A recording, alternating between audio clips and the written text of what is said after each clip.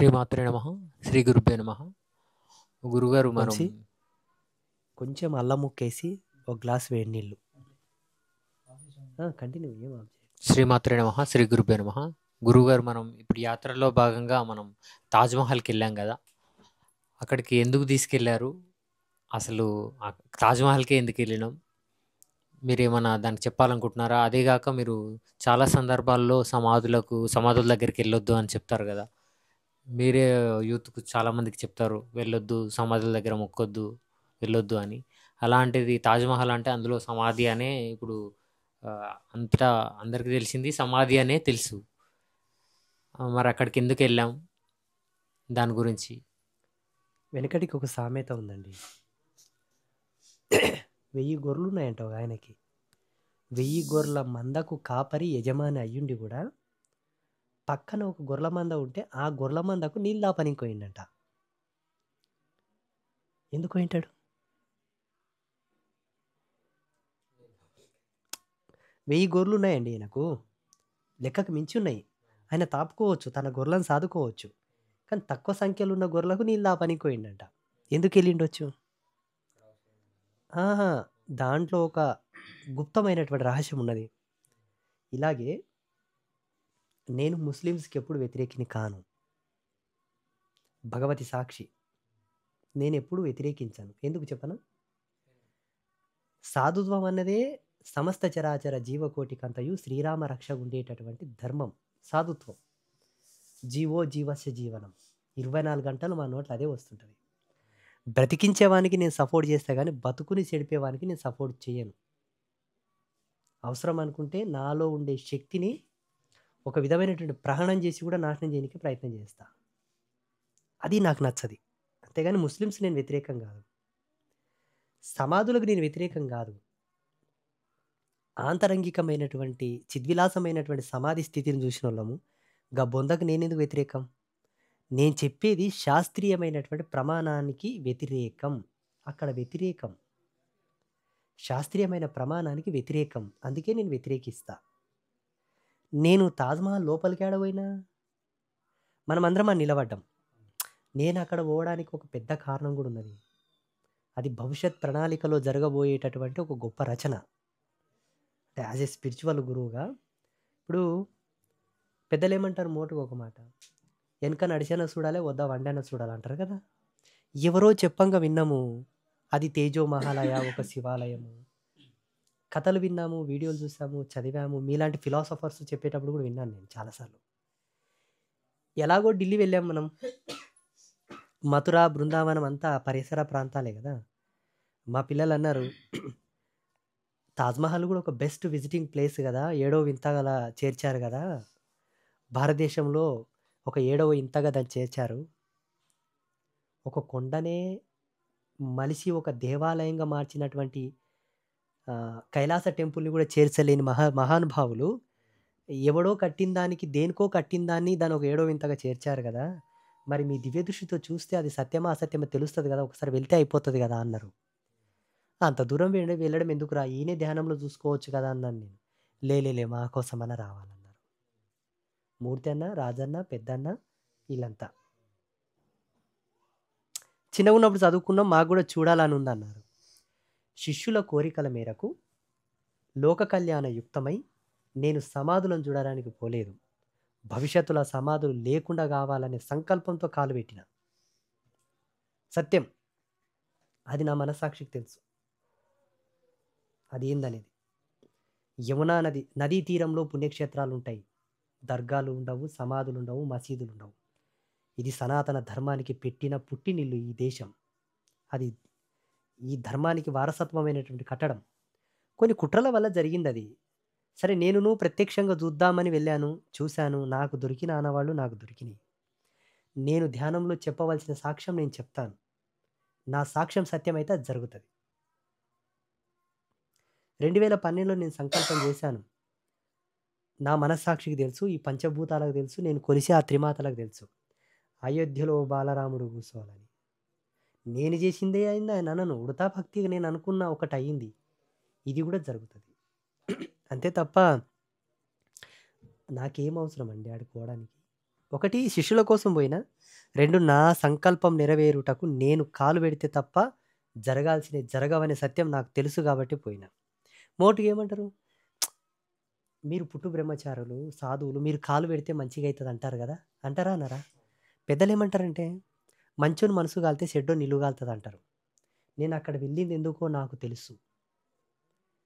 చారిత్రక ఆనవాళ్ళను కనుమరుగు జేసి, నెత్తుటి మరకలతోన కట్టిన గుడి గాదది అదంతే.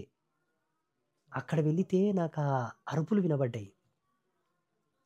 64 మంది కళాకారులను చేతులు నరికిండ్రు. ఆ ఘోష వినబడింది. ఆ ఆర్తనాదాలు వినబడ్డాయి. ఇగ మీతో పాటు నవ్వుతున్నా, నడుస్తున్నా అన్నీ మీతో ఉన్నాయి. నన్ను జేసింది నేను జేస్తున్నా. నాకనిపించింది నాకనిపిస్తుందక్కడ. చివరికి ఆ యమునా నది పక్కల గోడ దగ్గరికెళ్ళి తొంగి చూసామా? ఆ బాధను తట్టుకోలేక ఎంతోమంది నదిలో దుంకి చచ్చిపోయినోళ్ళు గూడా ఉన్నారు. ఇటువంటిది ఏడ కట్టకూడదని వాడు చంపిండు. ఎవరు? మన విశ్వకర్మ సోదరులు, మన హిందువులు, మన జాతి నిపుణులు కట్టారు దాన్ని. ఆయనేదో ఆయన పుట్టిన దేశం నుంచి ఏం తీసుకొచ్చిలేడు. అంత ఉసుక ఆడేం దొరుకుతది పాడు. ఇక్కడివే మన నెత్తుటి మీద, మన కన్నీటి ఉసురు మీద వాడు కట్టుకొని ఊరేగిండొచ్చు.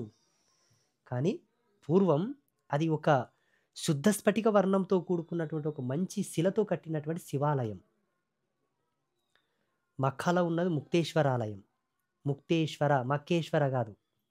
అది ముక్తేశ్వర ఆలయం. శ్రేష్టమైనటువంటి నల్లటి సాలగ్రామాలతో నాడ శివాలయం ఉండే మక్కాలో. ఆ రాయి సలువ ఎక్కువుంటది కాబట్టి ఆ వేడికి తట్టుకోగలదని అక్కడ కట్టారప్పుడు.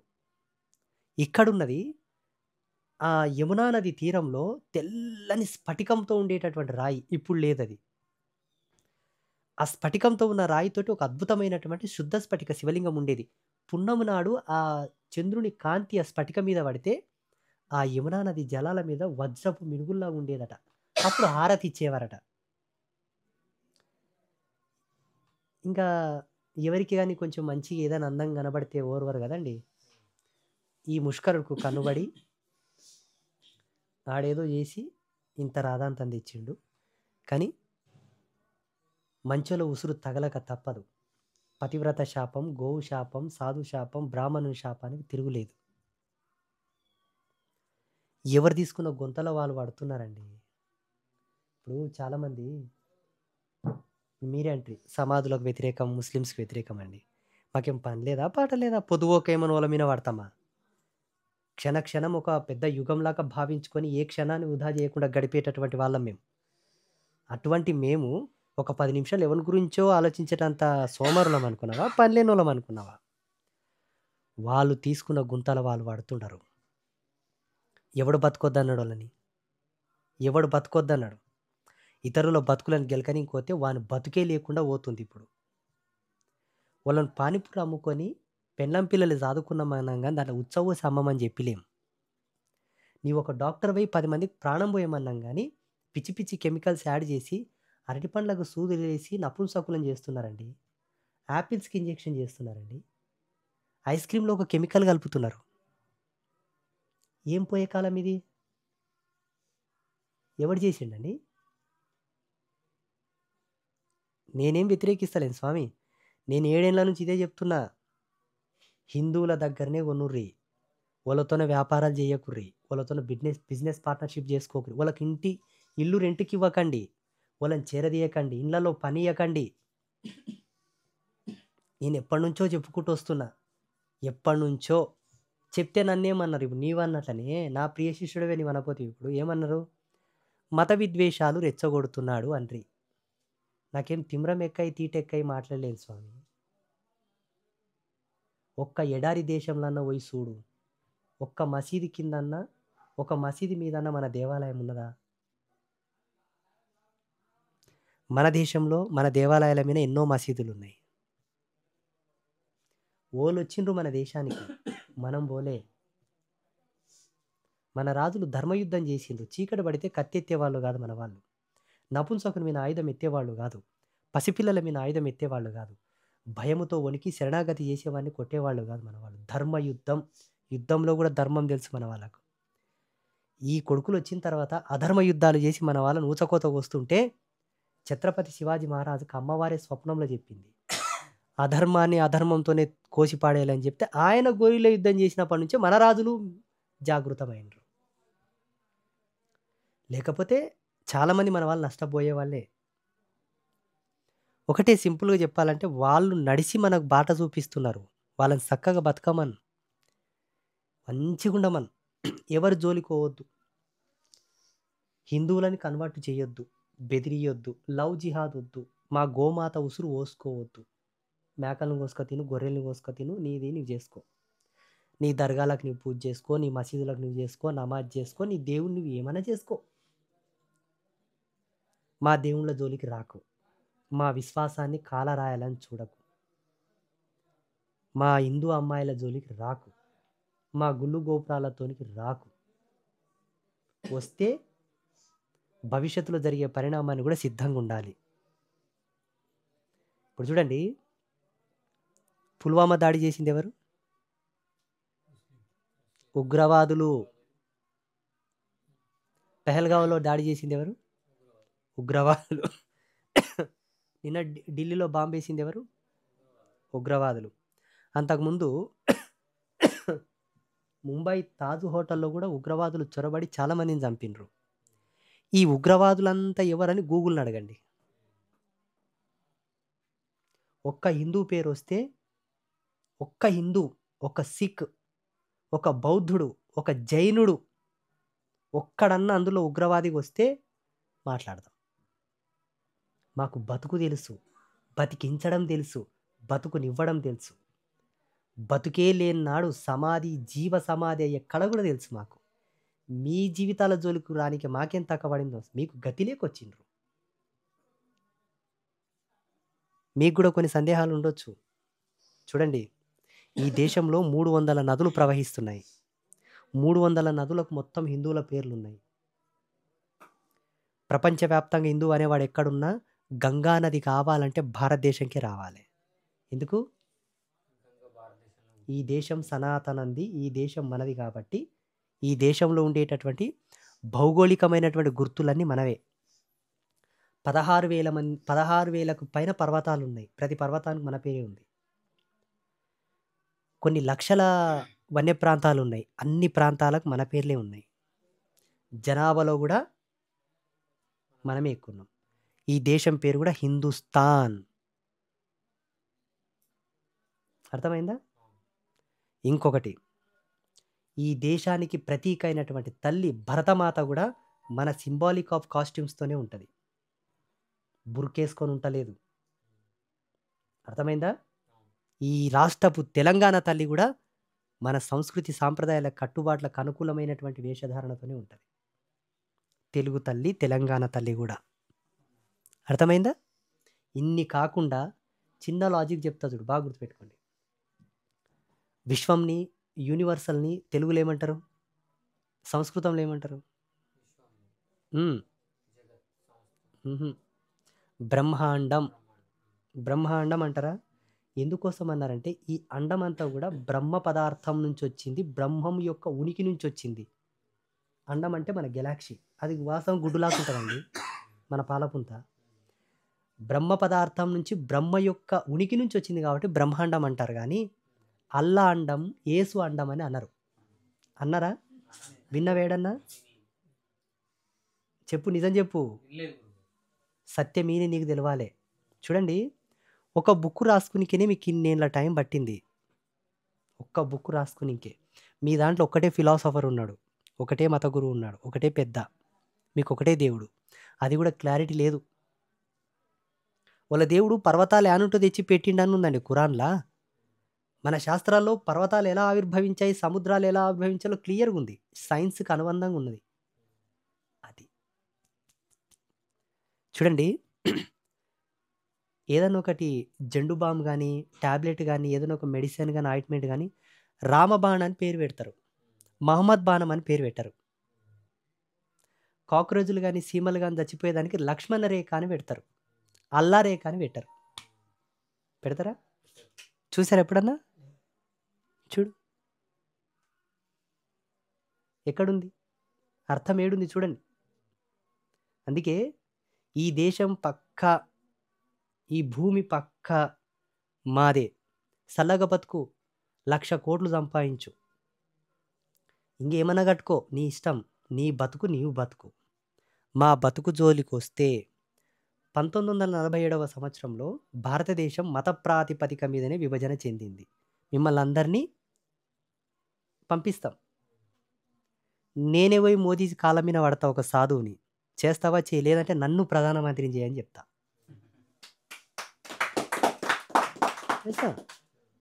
చేస్తా అంతే. ఇప్పుడు మీకు ఒక విషయం చెప్తాను, ఒక సత్యం చెప్పను, పచ్చి సత్యం చెప్పుందా. ఈ మధ్యలో మన తెలంగాణలో ఒక పెద్ద మనిషి ఒక నినాదం తీసుకొచ్చాడు. ముస్లిమ్స్ అంట, ఎస్సీలంట, ఎస్సీ ఎస్టీ బీసీ వర్గాలన్నీ కూడా ముస్లిమ్స్ వాళ్ళు మామ అల్లుళ్ళ వరుస అవుతారంట. 1947వ సంవత్సరంలో దేశ విభజన జరిగిన తర్వాత జిన్నా వాని మీదనే ఈ దేశం విభజన జరిగింది. వాడేమన్నాడు, ఎస్సీ ఎస్టీ బీసీ మైనారిటీలంతా నా వెనక రారా అన్నాడు. తక్కువ 2-3 లక్షల మందిని తీసుకెళ్ళాడు. వాడున్నంత వరకు పాకిస్తాన్లో బాగున్నారు.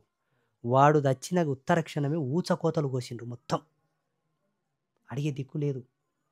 మీరే తెచ్చిండ్రు కదరా మమ్మల్ని అంటే, మిమ్మల్ని తెచ్చింది జిన్నా, వాడు పోయిండు, వాడిని అడుగుపోరా అన్నారు, వేసేసి పడేసిండ్రు. ఒక్కడన్నున్నాడా? మేమిచ్చిన భిక్ష, మేము పెడుతున్న సానుభూతి అనుభవించండి.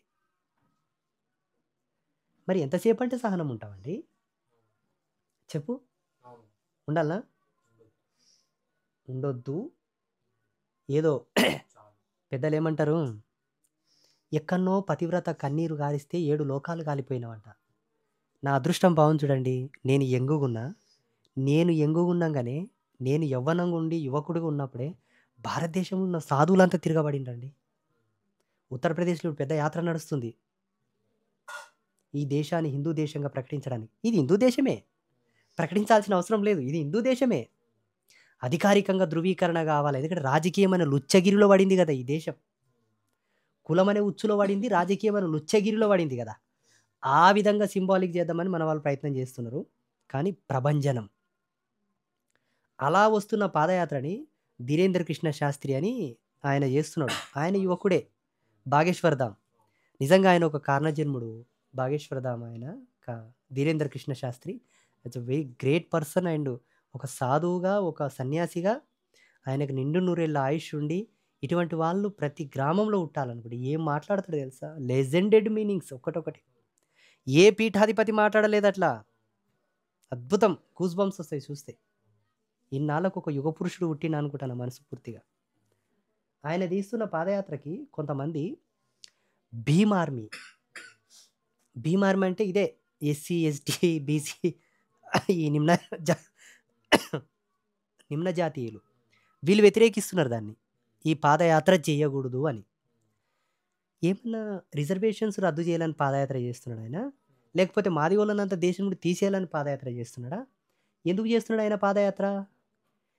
జాతీయ జంతువుగా గోమాతను ప్రకటించాలి, గోవులను కోసేది ఆపాలని ఒకటి ఎజెండా. ఈ దేశంలో సార్వభౌమాధికారం మొత్తం హిందువులది అనేది ఒకటి. 2, మూడవది, ఈ దేశంలో రాముడు కృష్ణుడు సాధువుల జోలికి ఎవడొచ్చినా కఠినమైన శిక్షలు రావాలే, వెంటనే అమలు కావాలని కొన్ని పెట్టుకొని చేస్తున్నాడు.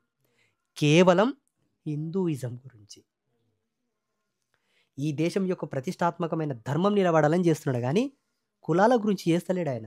వీళ్ళకేం వచ్చిందో వ్యతిరేకిస్తున్నారు దాన్ని. ఇదే జరిగింది చూడు మన దేశంలో. ఆనాడు బ్రిటిష్ వాళ్ళకు కూడా ఇక్కడ ఉండే తొత్తులు కొంతమంది మద్దతు ఇవ్వడం వల్లనే ఝాన్సీ లక్ష్మీబాయి లాంటి వీర వనితలు కూడా అకాల మరణం చెందాల్సి వచ్చిందండి. చాలా భయంకరమైనటువంటి మరణాలు జరిగినాయి కేవలం మనోళ్ళే. ఇప్పుడు ఆయన చేస్తున్నాడు, దేశమంతా ఆయన కాళ్ళ మీద వాడి సపోర్ట్ చేయాల్సింది పోయి మళ్ళీ వీళ్ళు ఎందుకు వ్యతిరేకించాలండి? ఏం అవసరం? వీళ్ళు ముస్లిమ్స్ తిరగబడడానికి ఆప్షన్ లేదు. ఇప్పుడు మన హక్కు కోసం మనం పోరాడుతున్నాం, వాళ్ళని వ్యతిరేకిస్తలేం. క్రిస్టియన్స్ తిరగబడడానికి లేదు, వీళ్ళని ముందు పెడుతున్నారు. మీరు కొట్లాడి సావుర్రా ఆపుర్రా అని. వీళ్ళకి ఇంత కూడా బుద్ధి లేదండి. అంబేద్కర్ గారు తన పర్సనల్ డైరీలో రాసి చచ్చిపోయిండు, ముస్లిమ్స్ ఎన్ని దినాలున్నా ఈ దేశానికి ప్రమాదం అని.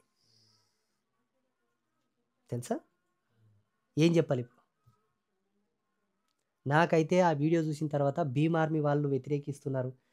ఇప్పుడు ఆ కృష్ణుని కోసం పాదయాత్ర చేస్తున్నాడు ఆయన. మథురలో మసీదు పోవాలని, కాశీలో మసీదు పోవాలని, మన యూనివర్సిటీలన్నీ మళ్ళీ కట్టుకోవాలని, పెహల్గావ్లో జరిగిన దాడి మళ్ళీ జరగకూడదని, మొన్న జరిగిన బాంబ్ బ్లాస్ట్ మళ్ళీ జరగకూడదని. ఈ దేశం కన్నా మా చేతిలో పెడితే చూడండి, ఉగ్రవాది ఉచ్చ పోసుకొని ఓన్ పేయి గడుపున్నాడు ఓడే. ఓన్ ఉచ్చ పోసుకొని ఓడే తాగాలి. ఆ కలేజ ఉంది మాకు. రెడీ. మేము నిజం చెప్తా, నా గొప్పతనం కాదు, నా గర్వం కాదు, నా పొగరు కాదు. మంత్రాంగం, తంత్రాంగం, యంత్రాంగం బాగా తెలుసు మాకు. ఈ రాజకీయ నాయకులు ఏం దట్టరు మా ముందల. అందుకే ఒక్కసారి యోగి ఆదిత్యనాథ్ని చూడండి. మొన్న మనకు దర్శనం ఇచ్చిండు ఆ రోజు. కాన్వాయ్లో పోతుంటే మన అదృష్టం చూడండి. మనం నిలబడడం మన ముందలే పోయిండు ఆయన. It's really so great. ఒకరన్నా చెప్తారు అనుకునే చెప్పనే పోతారు ఆ మూమెంట్. ఆయనను చూడాలి. ఏం టెక్నికల్ పర్సన్ అబ్బా. ఈ పెళ్ళం పిల్లలు లేనోళ్ళు, ఆశా ఊష లేనోళ్ళే ముఖ్యమంత్రులు కావాలి, ఎమ్మెల్యేలు కావాలండి. దేశం అప్పుడే బాగుపడుతుంది. అది నేను ఎప్పుడు ముస్లిమ్స్కి వ్యతిరేకం కాదు. మీ నమాజులు మీరు చేసుకోండి, మీ దేవుళ్ళకు మీరు పూజ చేసుకోండి. కతల్ హుసేని మీ పేరు, మాకు సంబంధం లేదు. ఒకవేళ మేమే దర్గాలకు పూజ చేయాలనుకుంటే మా ధర్మంలో నామహ గోత్రశ్య, పేరు గోత్రం చెప్తాం.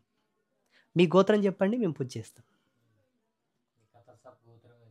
చెప్పండి, మేము పూజ చేస్తాం.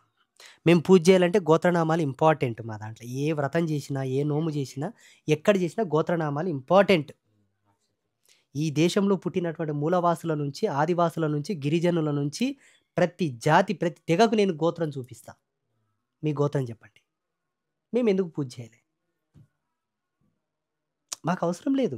మాకేమైనా తక్కువ పడితే చూడండి, మాదిగోళ్ళని హింసించిన కాలంలో ఈ శివుడు అంటే, ఇంతకుముందు హరళయ్య అని చెప్పినా కదా, శివుడు అంటే ప్రేమ ఉన్న వాళ్ళని హక్కున చేర్చుకొని లింగధారణ చేసినటువంటి జగజ్యోతి జగద్గురు బసవేశ్వరుడు. బసవేశ్వరుడు మనకు మత ధర్మంలో స్వాతంత్రం ఇచ్చింది. బసవేశ్వరుని ఆరాధన చేయాలి మాదిగోళ్ళంతా. బ్రహ్మంగారు మాది కక్కాయని పిలిపించి బోధ ఇచ్చిండయ్యా. తారక మంత్రం చెవిలో చెప్పిండు. బ్రహ్మంగారిని పూజ చేయలే కానీ ఈ పనికిరాని కొడుకులని ఎందుకు పూజ చేస్తారు? ఏం చేసిండ్రు వాళ్ళు? మూలాలు మర్చిపోయిన వీళ్ళు. బ్రాహ్మణులకే బ్రహ్మజ్ఞానం చెప్పిండు సంత్ రవిదాస్. బ్రాహ్మణులకే పాండిత్యం చెప్పిండు సంత్ సేవాలాల్. కానీ ఎక్కువ శాతం వీళ్ళే పోయి ఆ దర్గాల దగ్గరకు పోయి అవి ఏం చేస్తారు, శవాల దగ్గర పోయి తిన్నట్లని ఉంటుంది.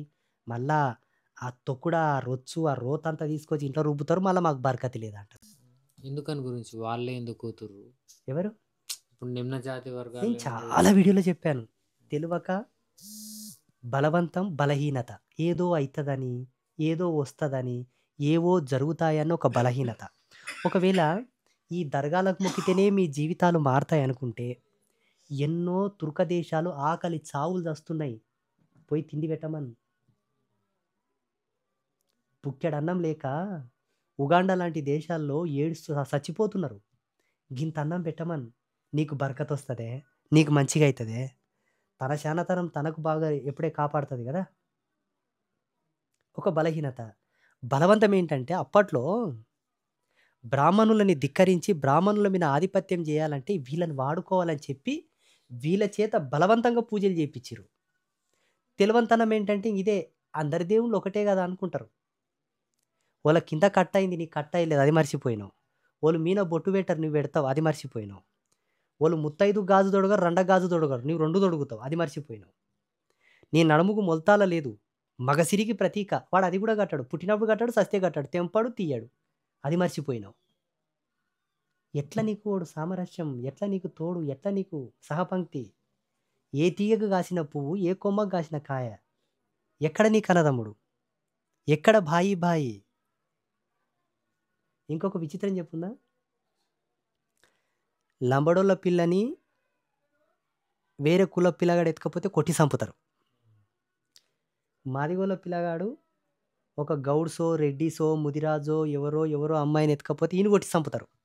కానీ ఒక తురుకోడు ఏ కులపు అమ్మాయిని ఎత్తుకపోయినా నోరెత్తారు. అల్లుడా, ఆజావ్, ఇమాం, షేక్, సయ్యాద్, పఠాన్ దా స్వీకరిస్తారు. ఒక గణగోత్రంలో కశ్యప ప్రజాపతి సంతానం మనమందరం. మనువు మనకు మూలం. చారిత్రక ఆధారాలున్నాయి, మనకు ధార్మికమైనటువంటి ఆధారాలున్నాయి. ఇప్పుడు తెగలైపోయినాయి. ఓకే, అయిండొచ్చు. ఒక జాతికి పుట్టిన పిల్లల మనమే కులం అనే చిన్న ఉత్స రోత వల్ల కొట్టుక సంపుతారు. ఓడెక్కడ సంబంధం? ఓడేడ పుట్టిండు? ఒకసారి వాని వంశవృక్షం చూడండి. ఎక్కడనో పుట్టినోడు నీ బిడ్డని ఎత్తుకపోతే నోరెత్తరు. ఇది కరెక్టా తప్పండి? చెప్పు. నీవు రెడ్డివా, గౌడువా, ముదిరాజువా, లంబడోడవా, మాదిగోడవ, మాస్టోడవా? సస్తే శవ సంస్కారం మీరు చేస్తారు, వీళ్ళు చేస్తారు, వాళ్ళు చేయరు. సస్తే రుణం మీరు ఇడిపిస్తారు, మేము ఇడిపిస్తాం, వాళ్ళు ఇడవరు. దేంట్లో నీకు అన్నదమ్ముడాయే? దేంట్లో పొత్తు కుదిరిందోనికి? నీకు సాకల కుదిరినా, గోత్రంలో కుదిరినా, ఈడెంలో కుదిరినా, దేవరకాడ కుదిరినా, కళ్ళు కాడ కుదిరినా, ఏడ కుదిరేని?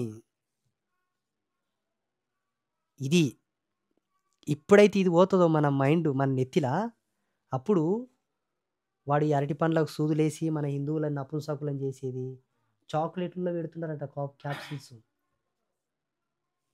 హిందూ దేవాలయాల మన మేడారం సమ్మక్క సారక్క జాతరకు జగ్గి మంది పోతారు కదా, ఆ నీళ్ళలో వేసిండ్రంట కెమికల్స్. ఎక్కువ జనాలు ఎక్కడ ఉంటారో అక్కడ వేస్తారంట. ఈ కొడుకులకేం ఆనందమో అర్థం కాదు. ఈ ప్రపంచం, ఈ భూమి ఎవనప్పది కాదు, ఇది అందరం అనుభవించని పుట్టినం అంతే. అది కూడా ధర్మంగా అనుభవించాలి, చచ్చిపోవాలి. మన తాతలకే తండ్రి అయినటువంటి విశ్వానికి అధిపతి అయిన విశ్వనాథుంది ఈ భూమి. సర్వ సృష్టికి అధిపతి అయినటువంటి సర్వేశ్వరుంది ఈ భూమి. అనుభవించనీకి వచ్చినాం, అనుభవించాలి, సావలే. కానీ ఓగని చంపితే నీకేమొస్తుంది? ఇంకొక సైకోయిజం చెప్పనా? హిందువుల మీద దాడి చేస్తే స్వర్గం వస్తుందని చెప్తారంట. ఏ స్వర్గం వస్తుందో చెప్పాలి. ఎన్నో స్వర్గాలు ఉన్నాయి, వాళ్ళకు ఒకటే స్వర్గం ఉందంట. మన ధర్మంలో ఎన్నో స్వర్గాల గురించి చెప్తారు. బ్రహ్మలోకం పోలిన బ్రహ్మలోకం, విష్ణులోకం పోలిన విష్ణులోకం, ఎన్నో ఉన్నాయి. ఏ స్వర్గం కోతారో చెప్పాలి వాళ్ళు. జన్నత్ జన్నత్ బోల్తాయి, కౌన్ సా జన్నత్ మే జాతా హై, कौन सा दिशा में है, कितना दूर में है, बताने का वो. బరాబర్ అయినా సై బాతే. ఇంకా లాస్ట్ అండ్ ఫైనల్ ఒక మాట చెప్తున్నా. తెగినోనికి తెడ్డేమిండడు, కుక్క కాటుకు చెప్పు దెబ్బ. అన్నదమ్ములము, బాయి హిందూ ముస్లిం బాయి అనేది వదిలేసేయండి. ఎవరిని చేరదీయొద్దు. ఇప్పుడు సువార్త ప్రకటిస్తామని క్రైస్తవులు చెప్తారు కదా, వీళ్ళకి దమ్ముంటే పోయి పాకిస్తాన్లో సువార్త చెప్పమని, దుబాయ్లో పోయి చెప్పమని. ఆడ సువార్త పనిచేయదు వీళ్ళకు. హిందువులు చేతగాని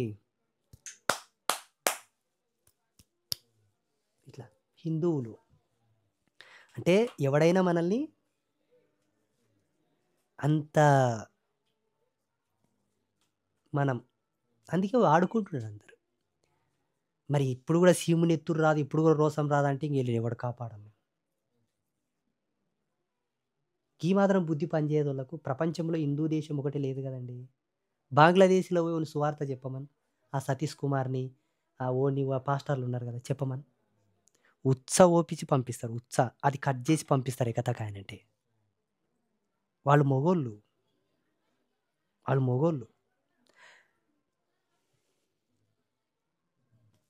ఎందుకు మళ్ళీ ఎకతకైతే మమ్మల్ని కించపరిస్థివా అంటారు ఎకతకాయనండి. మీ పెళ్ళాలని మీ ముందని గుంజుకోపోతారు, మీ పిల్లలు లేకపోతారు. అది తెచ్చుకోకు. నా మాట నీకు తగలదు, నా మాట గాల్లే కలుస్తుంది. పెహల్గావులు వచ్చి పాయింట్ తిప్పి చూసి కాల్చిండ్రు. రేపు నీ ఇంటికి వచ్చి కాల్చే దినం వస్తే ఇప్పుడు శానతనం చేస్తారు చాలా మంది. మీ వాళ్ళు కోట్లు గడిస్తున్నారు. ఎవరికి గడిచిపోతారు? రేపు ఎవడో వచ్చి ఓ నేసుకప్పాయనంటే ఎవరిని గడిచి పెడుతుడు? మశాం కూడా పెడితే మారేమ మాయం చేశారంటే నాకైతుంది సామెత. నా వేదన మీకు ఇప్పుడు తెలియదులే. నేను 3 ఏళ్ళ కింద అన్నప్పుడు కూడా నీ అంతటోళ్ళు ఏమనుకున్నారు? ఈ సామికి ఏం పని లేదా పాట లేదా అనుకున్నారు. ఇప్పుడు సత్యం అవుతుంది, అడుగడుగున సత్యం అవుతుంది. ఇంకా ముందు ముందు చూసుకుంటా వర్రి, ఇంకా చూసుకుంటా వర్రి. నారంపేటలో బంగ్లాదేశ్లో జరిగిన అల్లర్లకు వ్యతిరేకంగా ఒకసారి ఫస్ట్ టైం నేను నినాదం ఇచ్చిన కదా. ఆ, అదేది ఆ శబరిమల కోతుటి అది ఏమంటారు కదా దాని పేరు, వావర్ స్వామి కోకూరు అయ్యప్పళ్ళు ఈ దర్గాలకు చేయకూరు అని చెప్పిన కదా. అప్పుడు చెప్తే చాలామంది నాకు కురువోళ్ళు మా ఎస్సీలు చాలామంది ఫోన్ చేసి తిట్టిండ్రు నన్ను. ఏమొచ్చింది నీకు, పోయే కాలం చిన్న పిల్లగాడవు, నీది నీవు చేసుకొని సావరాదా, ఎందుకు వ్యతిరేకం చేస్తున్నావు అని అన్నారు. కొన్ని దినాలు ఆగి చూడండి మీకే తెలుస్తుంది అని చెప్పిన. ఇంకొక విచిత్రం చెప్పున్నా, రొట్టెల పండుగ అని చేస్తారు. రొట్టెల పండుగకు కొన్ని లక్షల మంది పోతారు, మొత్తం మన వీరులు. నేనేం చెప్పిన ఒక వీడియోలో, హిందూ అంటే విశ్వ విజ్ఞాన విజేత. మన విజ్ఞాన విజేతలు పోయి రొట్టెలు ఇచ్చి దువా మాంగతే హే దువా. ఓ రొట్టెల పండుగ ఆ పాకిస్తాన్లో పోయి దువా మాంగో బువ్వ పెట్టాడా? మొన్న పలస్తీన్లో దాడి జరిగింది, ఆడ దువా మాంగో పోయి. గాజా మీద బాంబులు వేసిండు, దువా మాంగో. తిన్నికే తిండి లేదాడా, ఓనకు నాని చచ్చిపోతుండరు, ఆడ పని చేయమన్. ఒకటే సత్యం, భగవంతుడు అంటే ఒక విశ్వాసం తప్ప మనకు బానిస కాదు. ఆయన మీద మనకేదో జరగాలనుకోవడం అజ్ఞానం. నీ సత్యం నిన్ను కాపాడుతుంది, నీ శానతనం నిన్ను పైకి తెస్తుంది. కానీ దీపం వెలుగునిస్తుంది, కానీ దీపం నడవదు. కాళ్ళు నడిస్తేనే దీపం వెనక నడుస్తుంది. అవునా? నిజంగా ఒక గుళ్ళో పోయి గోత్రం చెప్పి సాంప్రదాయకమైనటువంటి జీవన విధానం జీవిస్తూ తిరుపతి, శ్రీశైలం, అన్నవరం, బెజవాడ ఇటువంటి పుణ్యక్షేత్రాలకు వెళుతున్నటువంటి హిందూ అనేవాడు ఎవడైనాను కూడా, ఎవరైనా ఈసారి రొట్టెల పండుగకు వెళ్తే దైవద్రోహం, ధర్మద్రోహం చేసిన పాపం తగులుతుంది. పోతే మీ ఇష్టం. శుభం, స్వస్తి.